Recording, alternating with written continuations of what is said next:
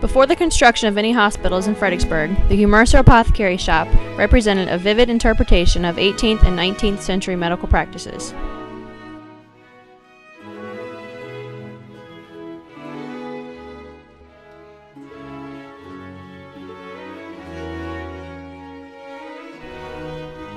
Hugh Mercer settled in Fredericksburg in 1761.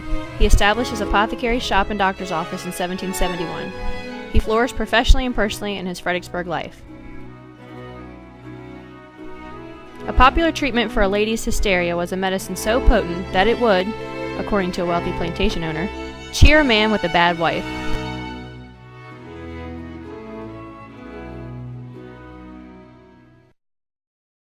Prior to the 1900s, hospitals were few in number and mostly located in larger cities.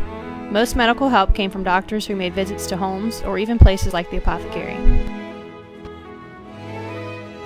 A group of community ladies, 3 ministers, and Mayor W. Seymour White called a meeting for the purpose of organizing an effort to start a hospital in Fredericksburg, named after the mother of George Washington. In 1901 and 1907, additions were made to the hospital. Then in 1910, a generous gift allowed the hospital to add a second story and provided for an extensive painting and renovation.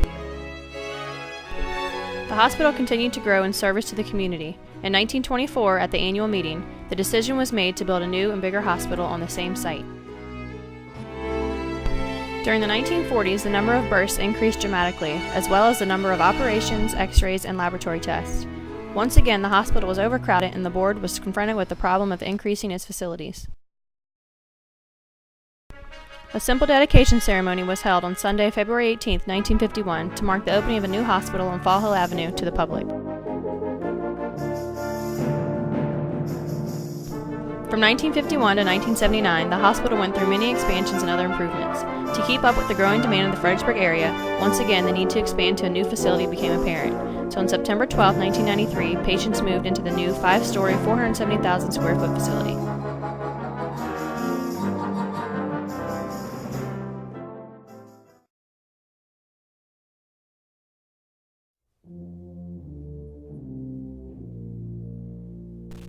Physical wellness is but one aspect of humanity, and few knew that better than Thomas Jefferson, author of the great tenets of religious freedom written into the fabric of our nation's philosophy.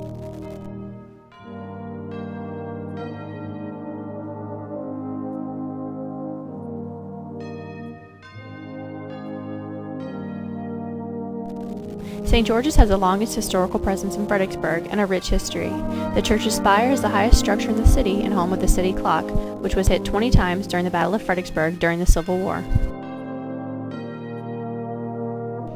The graveyard adjoining St. George's dates back to the first church. Among the prominent people buried in the churchyard are William Paul, brother of John Paul Jones, and Colonel John Dandridge, George Washington's father-in-law. Buried beneath the steps of the church are Colonel Fielding Lewis and 2 of his children. The oldest stone in the cemetery dates to 1752 and is that of John Jones, an ordinary keeper.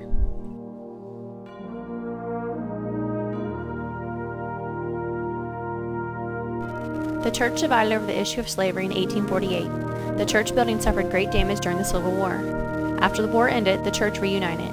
In 1842, the war-damaged edifice was torn down and a new one built in its place in 1882. It was used by the Union as a hospital. Fredericksburg United Methodist Church was used as a Union hospital during the Battle of Fredericksburg and was severely shelled during that battle. The Masonic Cemetery was deeded to Fredericksburg in 1784 and is located next to the James Monroe Museum. Several famous Fredericksburg residents are buried here, to include Basil Gordon, local businessman and area's first millionaire, Robert Lewis, son of Fielding and Betty Washington Lewis, Louis Littlepage, scholar, diplomat, and soldier, General George Whedon, and Charles Yates, prominent merchant. There are over 225 legible stones in the cemetery. The original meeting place for the Baptists was on Lafayette Boulevard. In 1818, the congregation moved to a new building on Sophia Street, calling their church Shiloh. 3/4 of the membership were slaves or free blacks. The Fredericksburg Baptist Church deeded the Shiloh Church to the slaves and free blacks in 1857. It was in 1855 that the church relocated to the current location and was renamed Fredericksburg Baptist Church. It is the second largest church building in Fredericksburg. During the Battle of Fredericksburg, the church was greatly damaged. Later in the war, it served as a field hospital.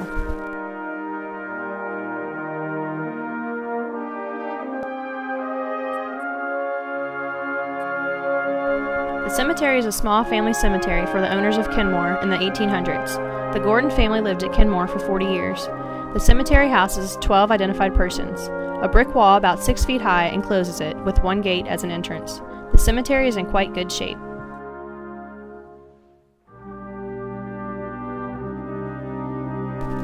There are many historical markers in Fredericksburg from the Civil War. However, Fredericksburg Presbyterian Church contains a unique souvenir of the war, a cannonball that is embedded in the structure from the Battle of Fredericksburg. Erected in 1833 and is one of the 2 oldest church structures in town. At this site, Clara Barton helped nurse wounded Union soldiers during the Battle of Fredericksburg. The church was severely damaged during the Civil War, and the bell was given to the Confederacy to be melted down for cannons. The oldest African American church in Fredericksburg started when black members of the Fredericksburg Baptist Church were deeded their own church for $500. There have been several name changes as the church grew. During the Civil War, the original Shiloh Church served as a hospital for Union soldiers. Temporarily known as the African Baptist Church, the former name Shiloh was eventually adopted and now stands as the Shiloh Old Site Baptist Church.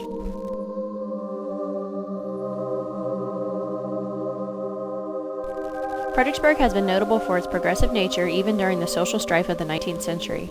Areas like Free Alley and Libertytown, a neighborhood of largely emancipated black tenants, were representative of a developed community of free African Americans.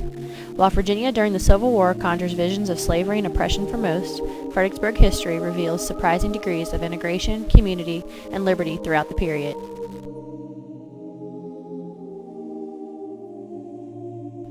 This Civil War graveyard is the final resting place for 15,276 soldiers. Congress authorized in July 1865 this burial ground for over 15,000 Union soldiers who died in the area during the Civil War. 83% of the soldiers are unknown. On Memorial Day, the National Park Service and the Boy Scouts set up luminaries on each gravesite. Fredericksburg National Cemetery was established to preserve the 4 local battlefields, all within 17 miles of Fredericksburg.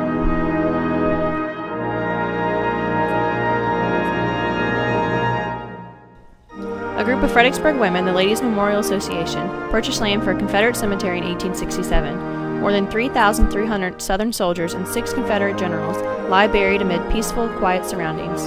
A female soldier, Lucy Ann Cox, was honored for her 4 years of service to her country and is honorably buried alongside her husband. She joined the war with her husband in 1861 and dedicated herself to cooking, cleaning, helping with the laundry, and helping make life for the men as comfortable as possible.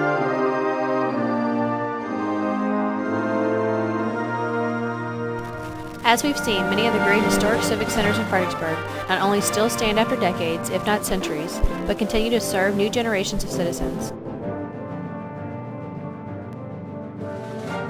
Today, America's so-called most historic city continues to grow and evolve.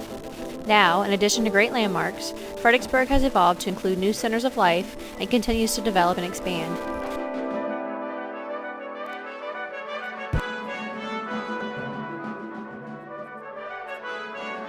What the future holds for this great city cannot be known, but we must take care not to forget where we come from. Past and present inform our future as we experience life, liberty, and the pursuit of Fredericksburg.